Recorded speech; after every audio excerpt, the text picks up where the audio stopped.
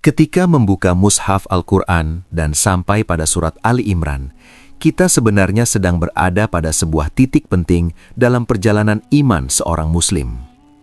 Surat ini tidak berdiri sendiri, tidak pula hadir tanpa konteks.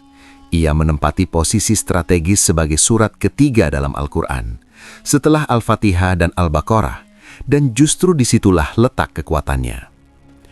Urutan ini bukan kebetulan, melainkan bagian dari susunan ilahi yang penuh makna. Al-Fatihah membuka Al-Quran dengan doa dan pengakuan ketergantungan total kepada Allah. Al-Baqarah kemudian hadir sebagai fondasi besar, menjelaskan iman, hukum, syariat, serta membangun identitas umat Islam sebagai umat yang taat dan berkomitmen pada perintah Allah. Al-Baqarah ayat 1 hingga 286. Namun setelah iman dibangun dan hukum ditegakkan, muncul satu pertanyaan besar. Bagaimana iman itu diuji, dijaga, dan dipertahankan ketika berhadapan dengan tantangan nyata? Disitulah surat Ali Imran mengambil peran. Surat ini turun di Madinah, dalam fase ketika umat Islam tidak lagi hanya belajar tentang iman, tetapi mulai menghadapinya secara langsung dalam bentuk perdebatan akidah, tekanan sosial, dan peperangan fisik. Ali Imran hadir sebagai kelanjutan logis dari Al-Baqarah.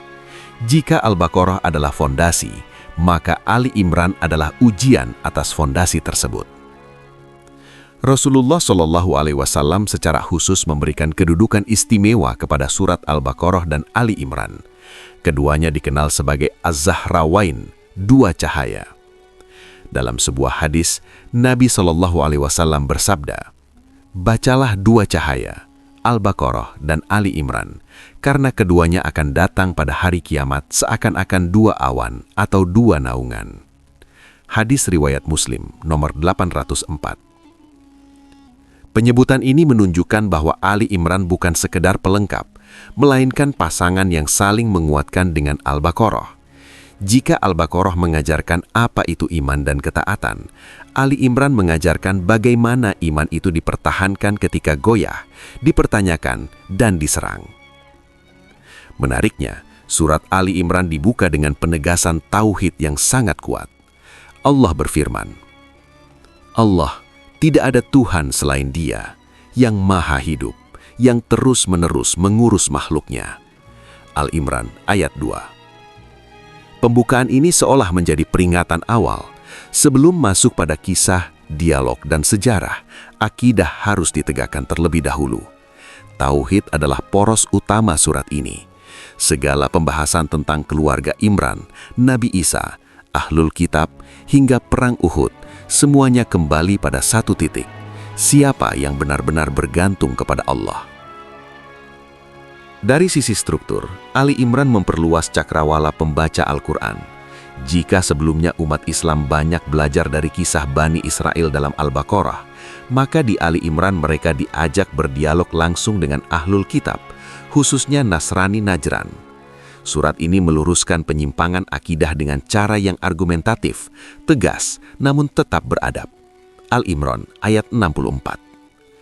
Lebih dari itu, posisi Ali Imran juga menandai pergeseran tema Al-Quran dari pembinaan internal menuju konfrontasi eksternal. Umat Islam tidak lagi hanya dituntut taat, tetapi juga kokoh. Tidak hanya memahami kebenaran, tetapi mampu bertahan di atasnya. Karena itu, kisah Perang Uhud dimasukkan ke dalam surat ini sebagai pelajaran besar tentang ketaatan, kesalahan, dan rahmat Allah yang tetap menyertai hambanya meski mereka tergelincir. Al-Imran ayat 152 hingga 155. Dengan demikian, posisi surat Ali Imran dalam Al-Quran adalah sebagai penguat iman setelah fondasi ditegakkan. Ia mengajarkan bahwa iman bukan sekedar keyakinan yang tenang, melainkan perjuangan yang menuntut kesabaran, kejujuran, dan keteguhan hati. Siapapun yang membaca surat ini setelah Al-Baqarah akan menyadari bahwa jalan menuju Allah bukan jalan tanpa ujian, tetapi jalan yang selalu diterangi cahaya petunjuk bagi mereka yang mau bertahan. Disinilah Ali Imran berdiri, sebagai surat yang membentuk kedewasaan iman, mengokohkan tauhid, dan menyiapkan umat Islam untuk menghadapi realitas kehidupan dengan keyakinan yang utuh. Surat Ali Imran tidak turun di ruang hampa. Ia lahir di tengah fase yang sangat menentukan dalam sejarah umat Islam. Ketika kaum muslimin sudah meninggalkan Mekah, membangun masyarakat baru di Madinah, namun belum sepenuhnya keluar dari tekanan dan ancaman. Masa ini adalah masa transisi, dari umat yang tertindas menjadi umat yang mulai berdiri, dari kelompok kecil yang bertahan menjadi komunitas yang diuji kekokohannya. Setelah hijrah, umat Islam memperoleh kebebasan beribadah dan ruang untuk menegakkan syariat. Masjid dibangun, persaudaraan antara muhajirin dan ansar ditegakkan, serta piagam Madinah disusun sebagai fondasi kehidupan sosial. Namun, stabilitas ini bukan tanpa gangguan. Justru di Madinah, tantangan menjadi lebih kompleks dan berlapis. Ancaman pertama datang dari kaum Quraisy Mekah. Kekalahan mereka dalam Perang Badar membuat permusuhan semakin membara. Quraisy tidak lagi sekedar mengejek, tetapi bertekad menghancurkan Islam secara fisik.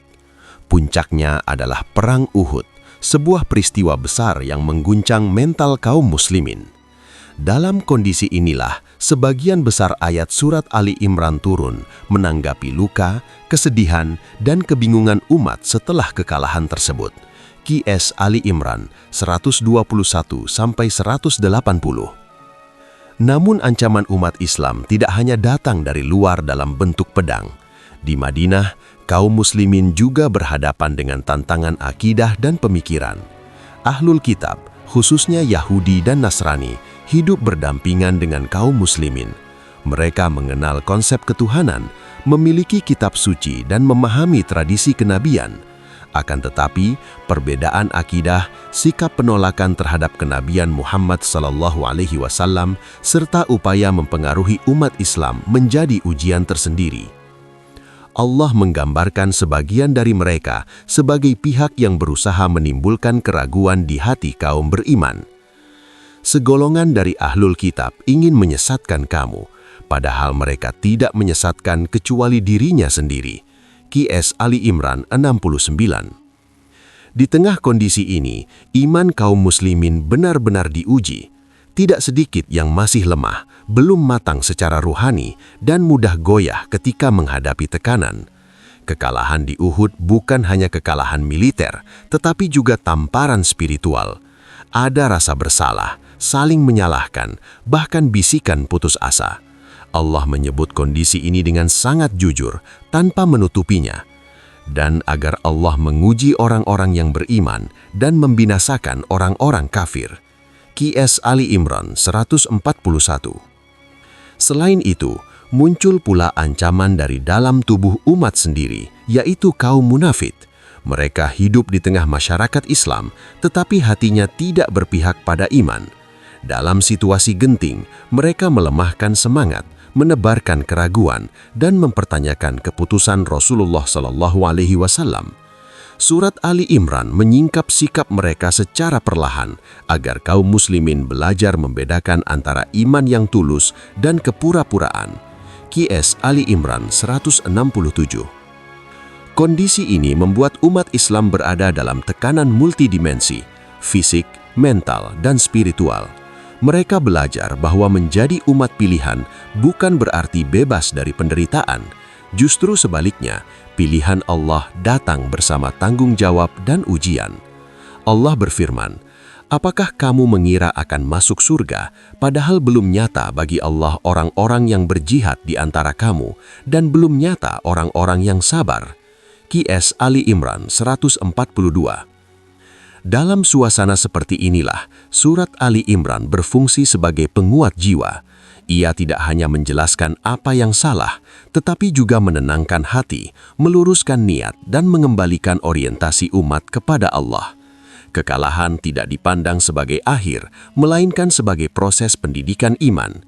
Kesalahan tidak dijadikan alasan putus asa, tetapi pintu untuk kembali dan memperbaiki diri. Allah mengingatkan kaum muslimin agar tidak lemah dan tidak bersedih hati selama mereka tetap beriman.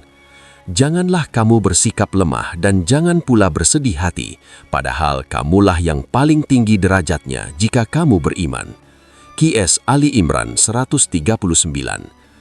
Ayat ini mencerminkan kondisi psikologis umat Islam saat itu, lelah, terluka, dan hampir kehilangan kepercayaan diri. Namun, Al-Quran tidak membiarkan mereka tenggelam dalam kesedihan. Ali Imran hadir sebagai suara ilahi yang menegaskan bahwa iman bukan diukur dari kemenangan sesaat, tetapi dari keteguhan dalam ketaatan. Dengan memahami kondisi umat Islam saat surat Ali Imran diturunkan, kita menyadari bahwa surat ini adalah jawaban atas kegelisahan nyata. Ia turun untuk membentuk umat yang dewasa secara iman, umat yang tidak rapuh oleh kekalahan, tidak sombong oleh kemenangan, dan tidak goyah oleh perbedaan. Dari sinilah, Ali Imran mulai membimbing umat muslimin menuju tahap berikutnya dalam perjalanan sejarah Islam. Di tengah pembahasan tentang ujian iman, perdebatan akidah, dan guncangan umat, surat Ali Imran membawa pembaca kembali kepada sebuah kisah yang lebih sunyi, lebih personal, namun justru menjadi fondasi besar keteladanan.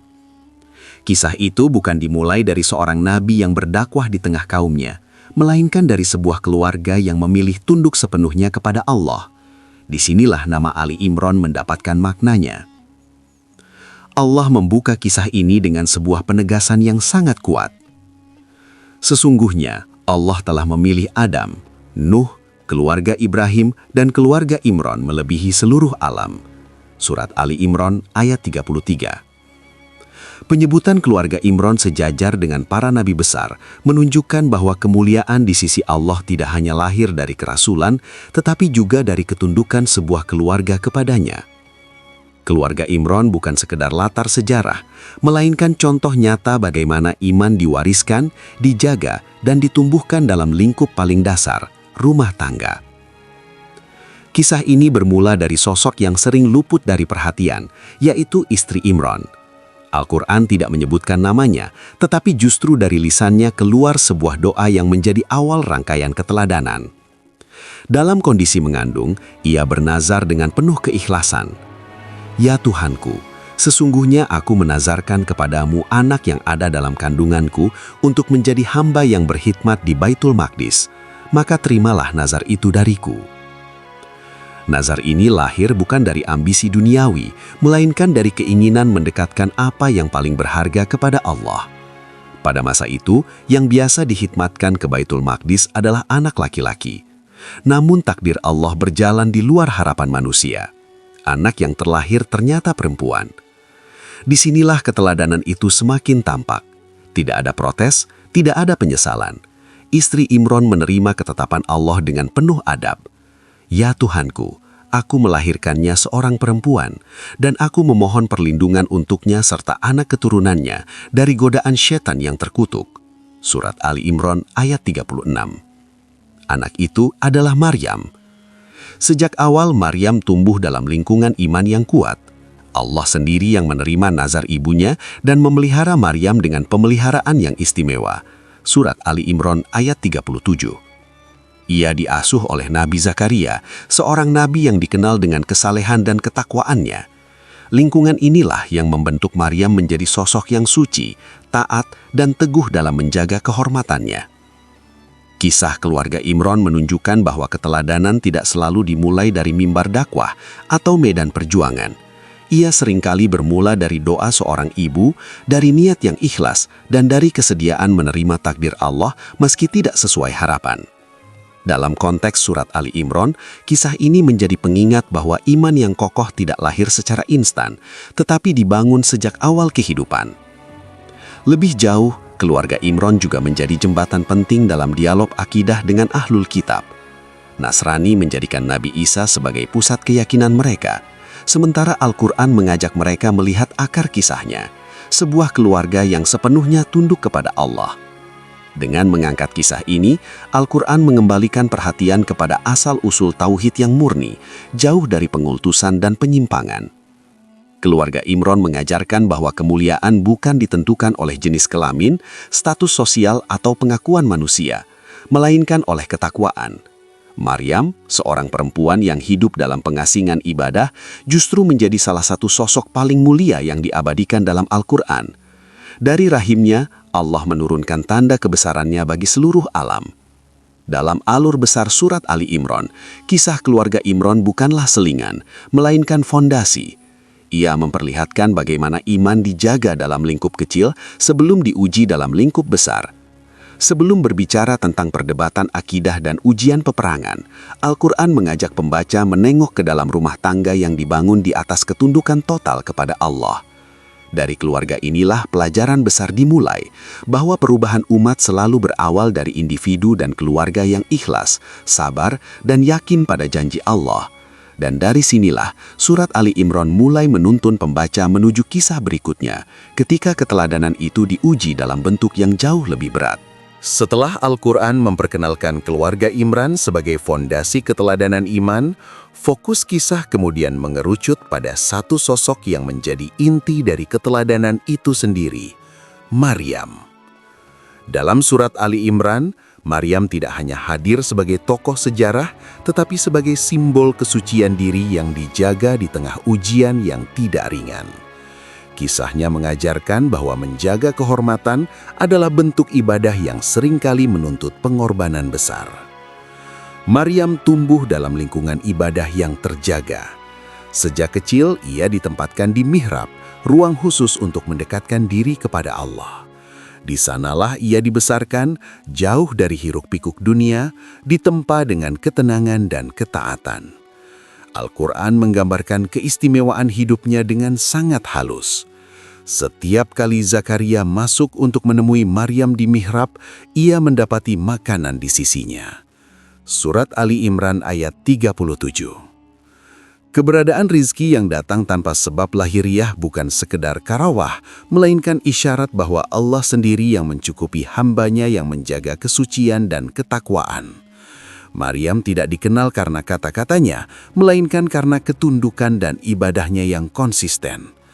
Kesolehannya tidak dibangun di atas pengakuan manusia, tetapi di hadapan Allah semata. Namun justru dari kesunyian ibadah itulah datang ujian terbesar dalam hidup Maryam.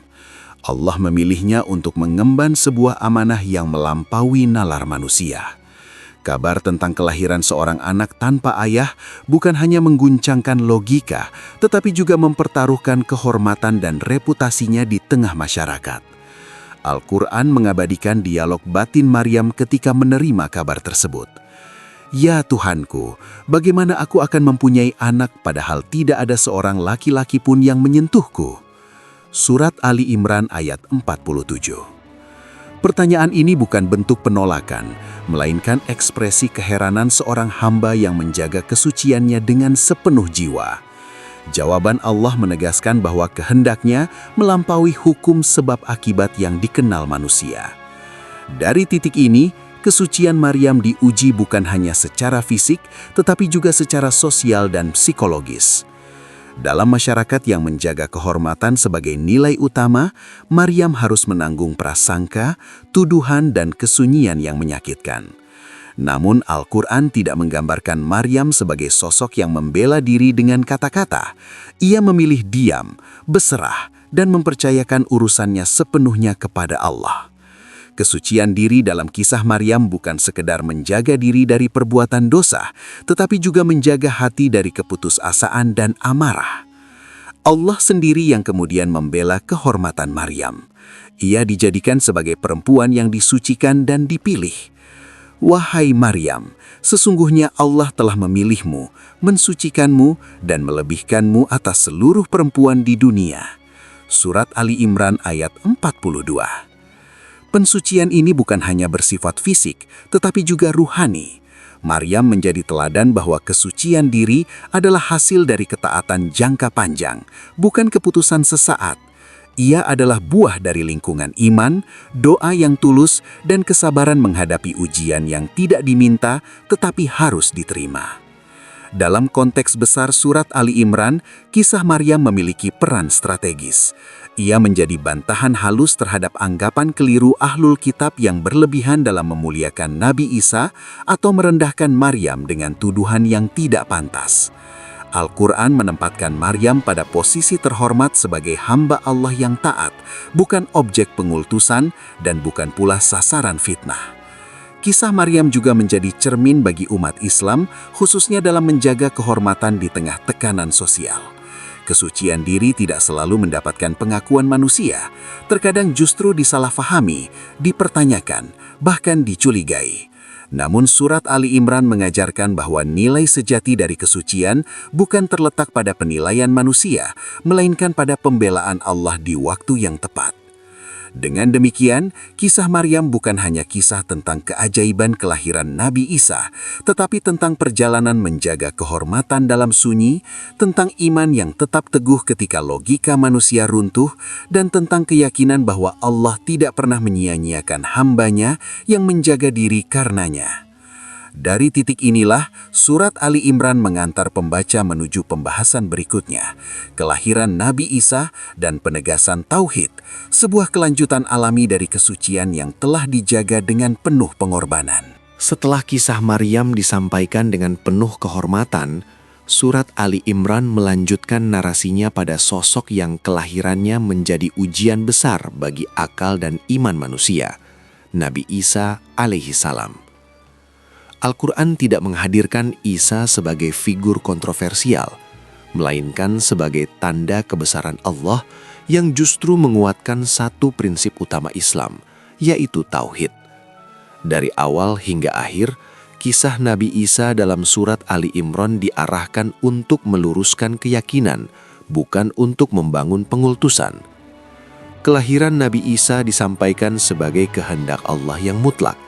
Ketika Maryam mempertanyakan bagaimana ia dapat memiliki anak tanpa disentuh seorang laki-laki, jawaban ilahi menegaskan bahwa penciptaan Isa bukanlah pengecualian dalam kekuasaan Allah.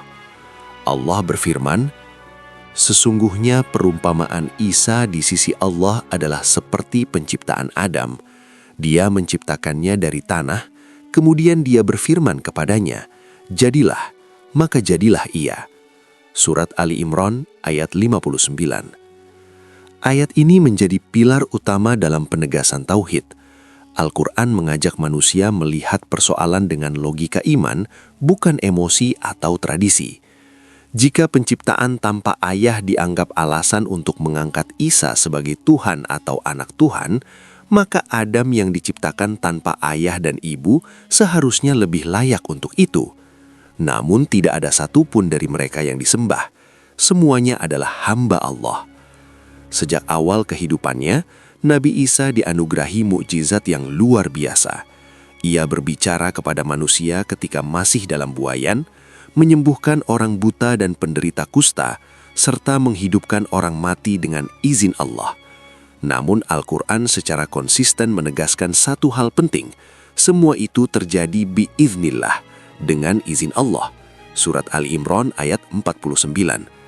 Penegasan ini tidak pernah ditinggalkan, agar manusia tidak terjebak mengaitkan kekuasaan mutlak pada makhluk. Nabi Isa sendiri tidak pernah mengajak manusia untuk menyembah dirinya. Ia datang membawa ajaran tauhid yang sama dengan para nabi sebelumnya. Dalam surat Ali Imran, Allah menegaskan misi kerasulan Isa sebagai pembenar kitab sebelumnya dan penyeru kepada penyembahan Allah semata. Surat Ali Imran ayat 50-51. Dengan demikian, ajaran Nabi Isa adalah kelanjutan dari risalah Tauhid, bukan penyimpangan darinya. Dalam konteks dialog dengan ahlul kitab, penegasan Tauhid ini menjadi sangat penting. Surat Ali Imran mengoreksi dua ekstrim, pengultusan yang berlebihan dan penolakan yang tidak adil. Al-Quran menolak konsep ketuhanan Isa, sekaligus membela kehormatannya sebagai nabi dan rasul yang mulia. Keseimbangan inilah yang menjadi ciri khas ajaran Islam. Allah mengajak ahlul kitab untuk kembali kepada kalimat yang sama, yaitu tauhid.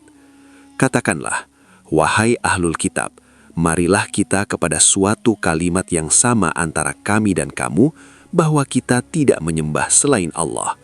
Surat Ali Imran ayat 64. Seruan ini bukan ajakan debat kosong, melainkan panggilan kembali kepada inti agama yang dibawa seluruh nabi. Tauhid dalam surat Ali Imran bukan sekedar konsep teologis, tetapi prinsip hidup yang membebaskan manusia dari penghambaan kepada makhluk, simbol, atau figur suci.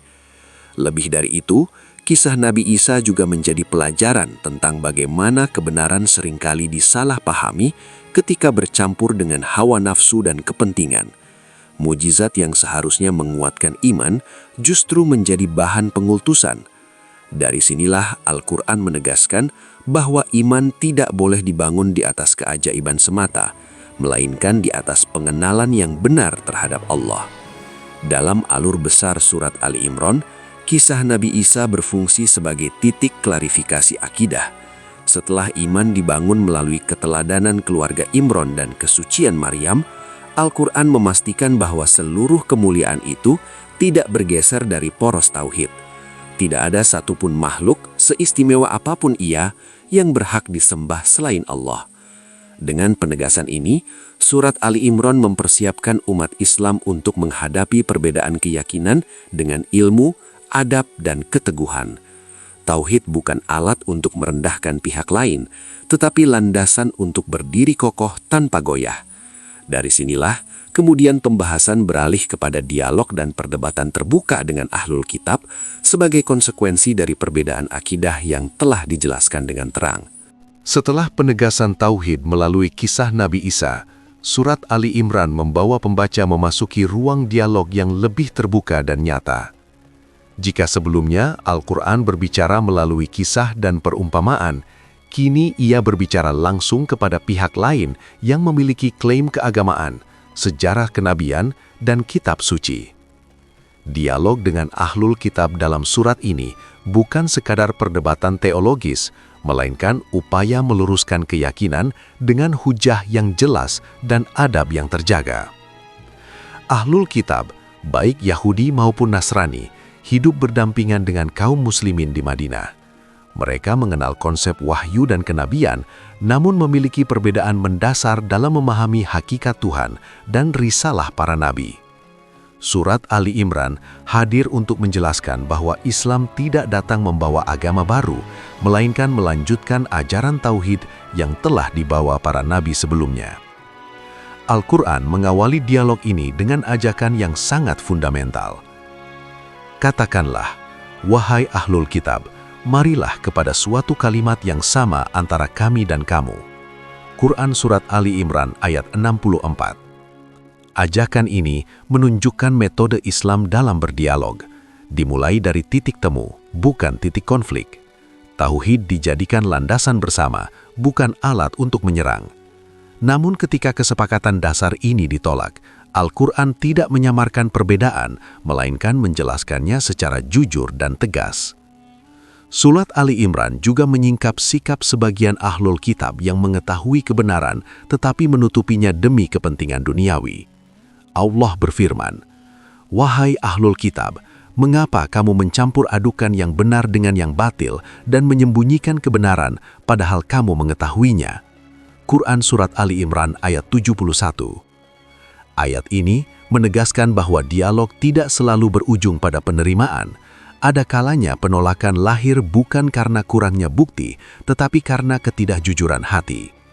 Meski demikian, Al-Quran tetap mengajarkan agar perbedaan dihadapi dengan sikap yang adil, tidak menggeneralisasi, dan tidak melampaui batas. Menariknya, Surat Ali Imran juga membedakan antara ahlul kitab yang bersikap menentang dengan mereka yang jujur serta beriman. Al-Quran menyatakan bahwa tidak semuanya sama. Quran Surat Ali Imran ayat 113 sampai 115. Penegasan ini menunjukkan keadilan Islam dalam menilai, sekaligus membuka ruang persaudaraan iman bagi siapapun yang menerima kebenaran. Dalam dialog ini, Al-Quran juga mengajarkan batas toleransi. Islam tidak memaksakan keyakinan, tetapi juga tidak berkompromi dalam perkara akidah. Ketika perdebatan tidak lagi berangkat dari kejujuran, Al-Quran mengarahkan umat Islam untuk menyerahkan urusan kepada Allah dan tetap berpegang pada iman mereka. Quran Surat Ali Imran ayat 20. Surat Ali Imran juga mengingatkan kaum muslimin agar tidak terpengaruh oleh upaya sebagian ahlul kitab yang ingin mengembalikan mereka kepada kekafiran setelah beriman. Quran Surat Ali Imran ayat 100. Ini menunjukkan bahwa dialog bukan hanya soal berbicara, tetapi juga soal menjaga diri agar tidak goyah. Ilmu dan keteguhan iman menjadi bekal utama dalam menghadapi perbedaan. Dalam alur besar surat ini, dialog dengan ahlul kitab berfungsi sebagai latihan kedewasaan umat Islam. Mereka diajak untuk memahami perbedaan secara jernih, membela kebenaran tanpa emosi, dan tetap menjaga akhlak dalam berinteraksi. Islam tidak mengajarkan isolasi, tetapi juga tidak membiarkan akidah tercampur tanpa batas. Dengan demikian, Surat Ali Imran memperlihatkan bahwa dialog dalam Islam adalah sarana dakwah, bukan ajang kemenangan ego. Ia bertujuan mengajak kepada kebenaran, sekaligus menguatkan iman umat agar tetap kokoh di tengah keragaman keyakinan. Dari dialog inilah, Surat Ali Imran kemudian membawa pembaca kepada ujian berikutnya yang lebih nyata dan menyakitkan, yaitu ujian di medan perang Uhud. Setelah dialog panjang tentang akidah dan keteguhan iman, Surat Ali Imran membawa umat Islam pada sebuah kenyataan yang tidak bisa dihindari. Iman tidak hanya diuji melalui kata dan keyakinan, tetapi juga melalui peristiwa yang melukai hati dan mengguncang jiwa. Perang Uhud menjadi salah satu ujian terbesar dalam sejarah awal Islam, dan Al-Quran menjadikannya sebagai pelajaran iman yang sangat mendalam. Perang ini terjadi setelah kemenangan gemilang kaum muslimin dalam Perang Badar. Kemenangan tersebut mengangkat kepercayaan diri umat Islam sekaligus menumbuhkan rasa gentar dan dendam di hati kaum Quraisy. Mereka datang ke Uhud bukan sekedar untuk bertempur, tetapi untuk memulihkan kehormatan yang mereka anggap tercabik. Kaum muslimin pun menyambut mereka dengan kesiapan, meski di dalam barisan itu terdapat perbedaan sikap dan tingkat keimanan. Rasulullah SAW telah menyusun strategi dengan penuh hikmah.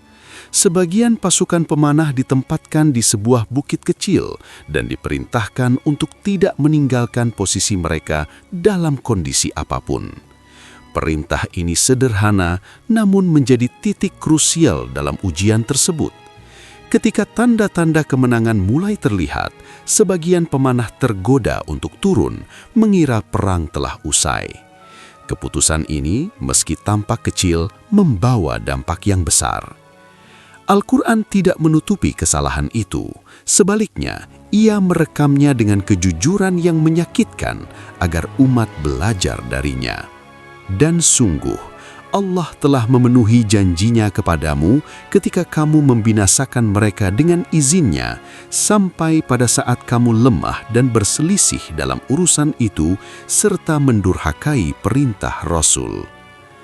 Kekalahan di Uhud bukan karena lemahnya iman secara keseluruhan, tetapi karena kelalaian sebagian dari umat dalam menaati perintah.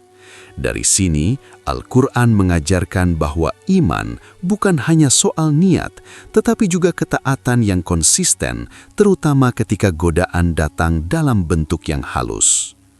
Perang Uhud juga menyingkap kondisi batin umat Islam. Rasa takut, kecewa, dan kehilangan menyelimuti mereka, terlebih ketika tersiar kabar bahwa Rasulullah SAW telah gugur.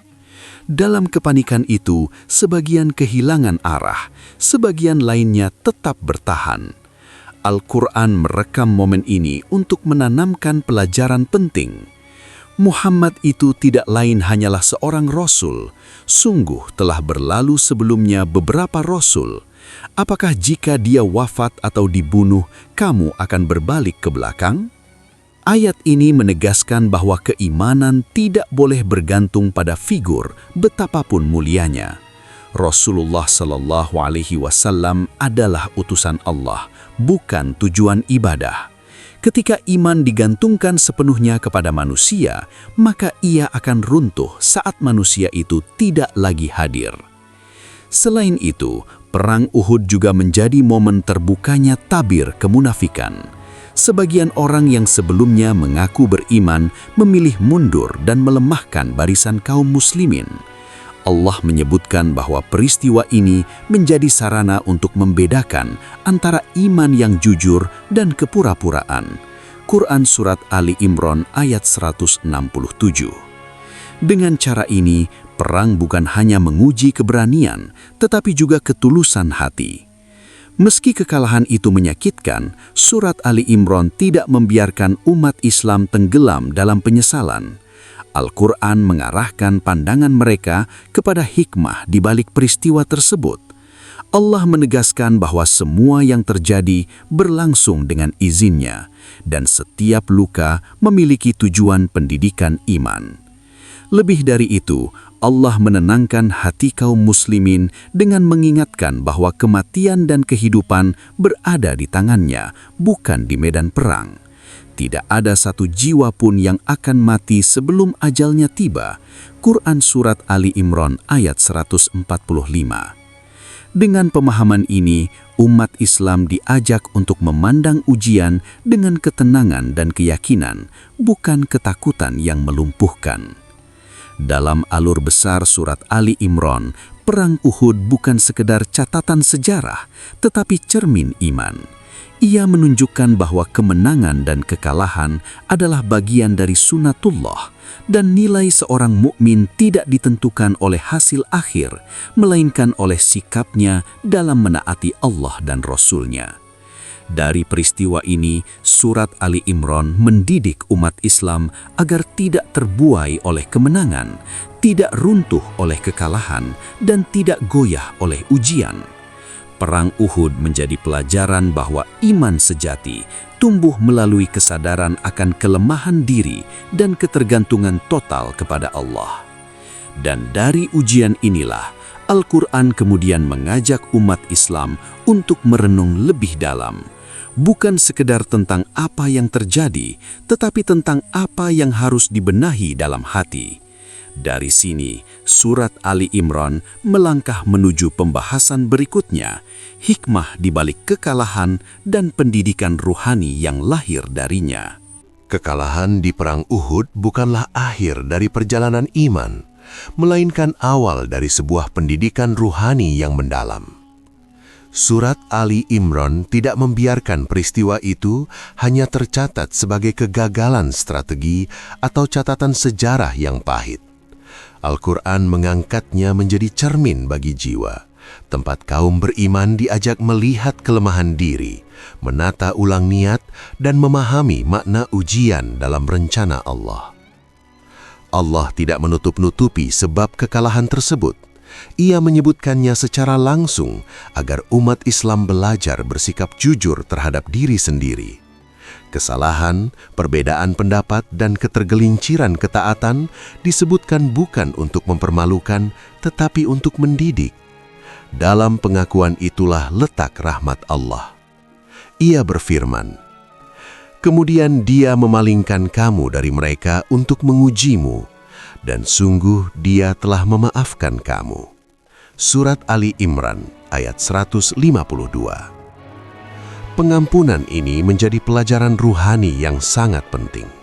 Allah menunjukkan bahwa kegagalan tidak selalu berarti murka, dan kekalahan tidak identik dengan penolakan. Selama ada kejujuran dan penyesalan, pintu rahmat tetap terbuka. Pendidikan ruhani dimulai ketika manusia menyadari keterbatasannya dan kembali kepada Allah dengan rendah hati. Kekalahan di Uhud juga mengajarkan bahwa iman tidak diukur dari hasil yang tampak, melainkan dari sikap hati dalam menghadapi hasil tersebut. Al-Quran mengingatkan kaum muslimin agar tidak tenggelam dalam kesedihan dan rasa bersalah yang berlebihan. Janganlah kamu bersikap lemah dan jangan pula bersedih hati. Ayat ini mengarahkan umat Islam untuk bangkit, bukan terjebak dalam penyesalan tanpa ujung. Kesedihan yang melumpuhkan bukanlah bentuk ketakwaan.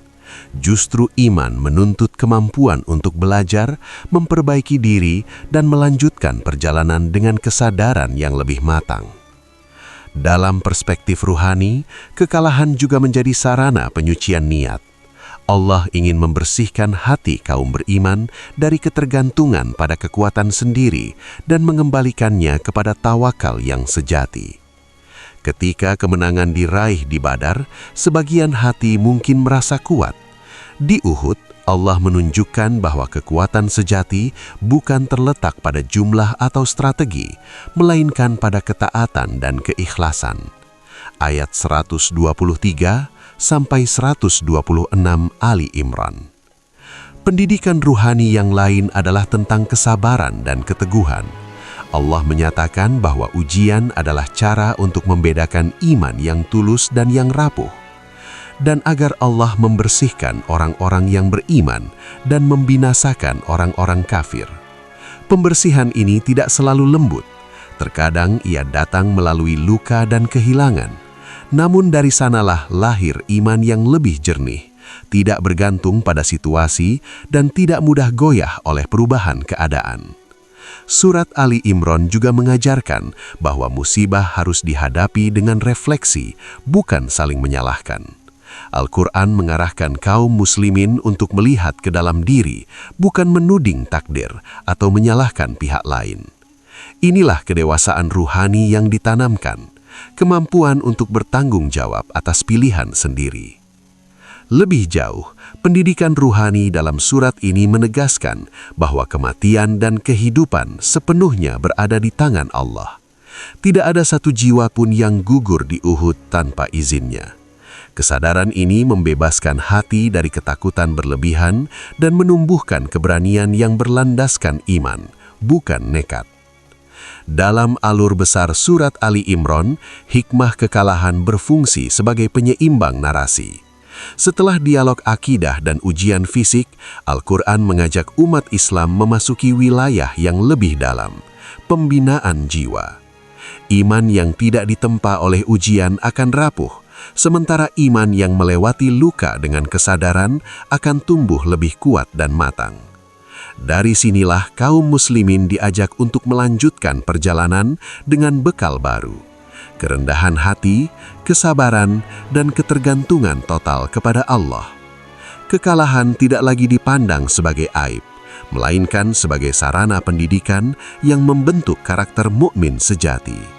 Dan dari proses inilah, kemudian surat Ali Imran menegaskan prinsip-prinsip iman yang harus dijaga dalam setiap keadaan, menuju pembahasan tentang keteguhan iman yang berkelanjutan.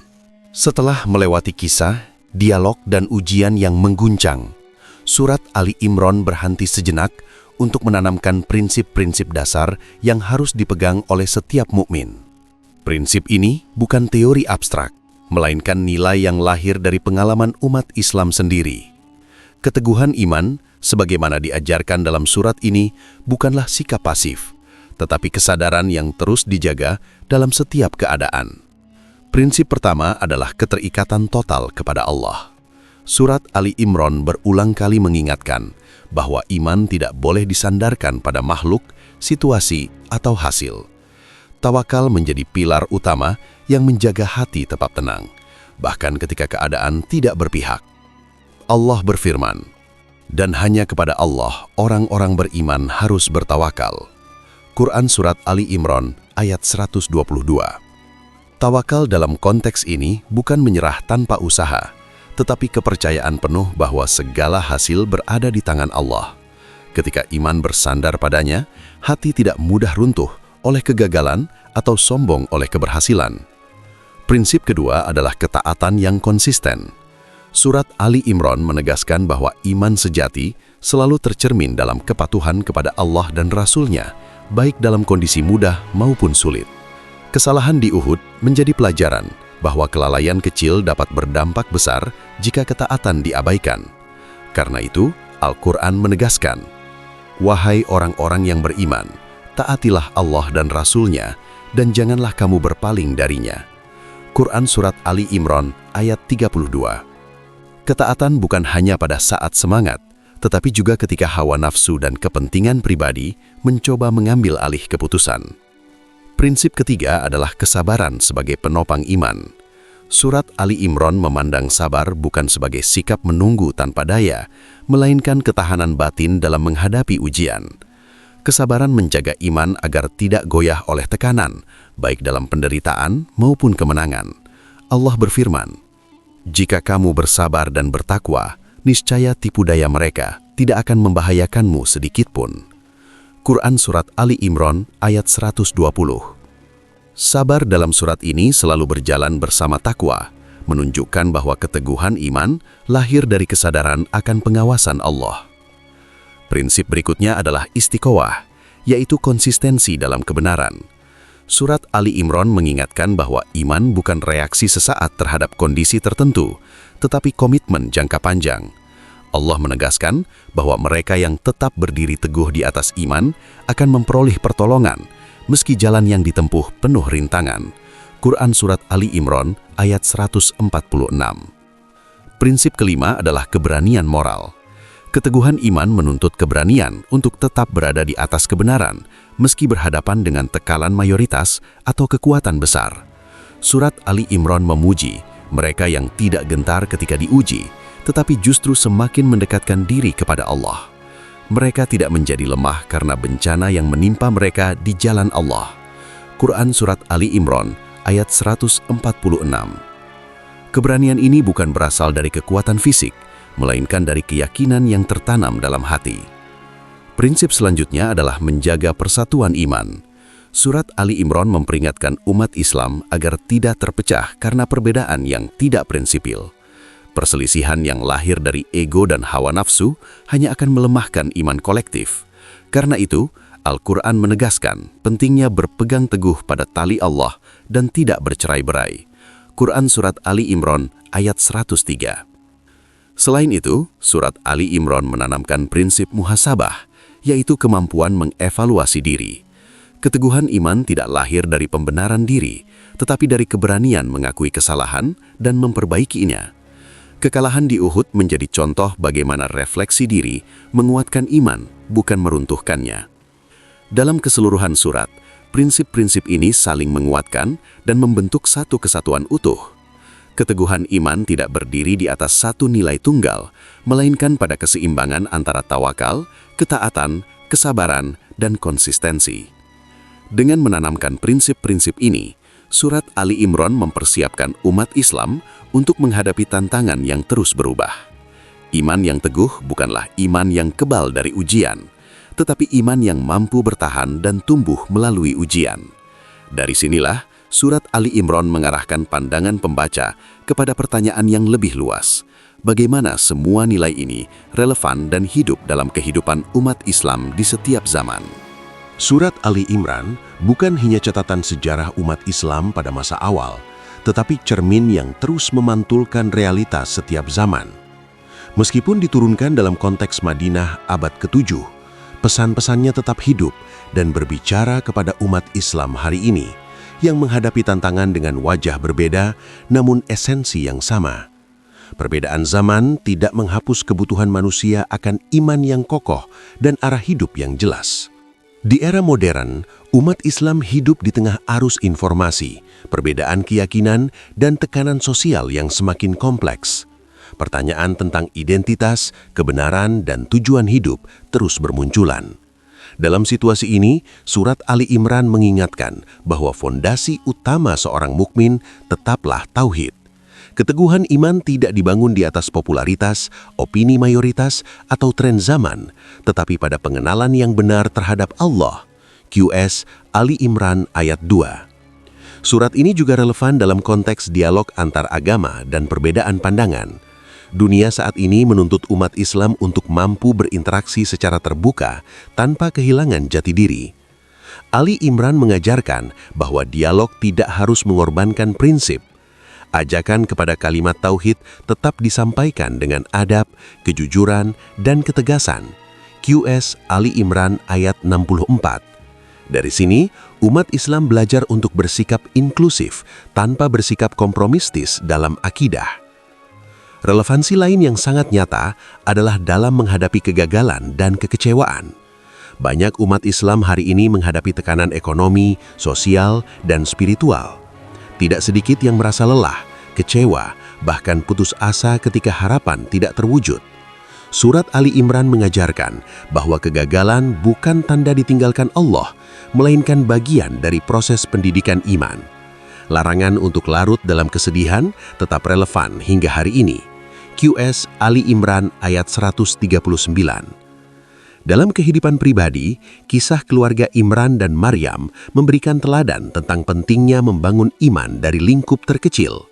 Di tengah krisis keluarga, degradasi moral, dan tekanan gaya hidup, surat Ali Imran mengingatkan bahwa keteladanan lahir dari doa, keikhlasan, dan kesabaran dalam rumah tangga. Pendidikan iman tidak selalu dimulai dari ruang publik, tetapi dari hati dan keluarga yang tunduk kepada Allah. Surat ini juga relevan dalam membentuk karakter umat yang dewasa secara spiritual. Keteguhan iman yang diajarkan Ali Imran tidak membentuk pribadi yang reaktif dan emosional, tetapi pribadi yang tenang, reflektif, dan bertanggung jawab. Prinsip muhasabah, tawakal, dan kesabaran menjadi bekal penting untuk menghadapi tekanan hidup modern yang serba cepat dan menuntut hasil instan. Lebih jauh, surat Ali Imran mengingatkan umat Islam agar tidak terjebak dalam pengultusan figur atau simbol. Di era ketika tokoh publik mudah diagungkan dan dijadikan rujukan mutlak, Al-Quran menegaskan bahwa iman harus tetap berpusat kepada Allah, bukan kepada manusia. QS Ali Imran ayat 144. Pesan ini menjaga umat agar tidak kehilangan arah ketika figur yang dikagumi mengalami kejatuhan. Pada akhirnya, relevansi terbesar surat Ali Imran terletak pada kemampuannya membimbing umat Islam untuk tetap teguh tanpa menjadi keras dan tetap terbuka tanpa kehilangan prinsip. Ia mengajarkan keseimbangan antara iman dan realitas, antara keyakinan dan ujian, antara harapan dan kesabaran. Dengan menjadikan surat Ali Imran sebagai rujukan hidup, umat Islam tidak hanya membaca sejarah, tetapi menemukan panduan untuk melangkah di masa kini dan masa depan. Surat ini mengingatkan bahwa jalan iman selalu penuh tantangan, namun Allah tidak pernah meninggalkan hambanya yang memilih untuk tetap bertahan dan berserah kepadanya.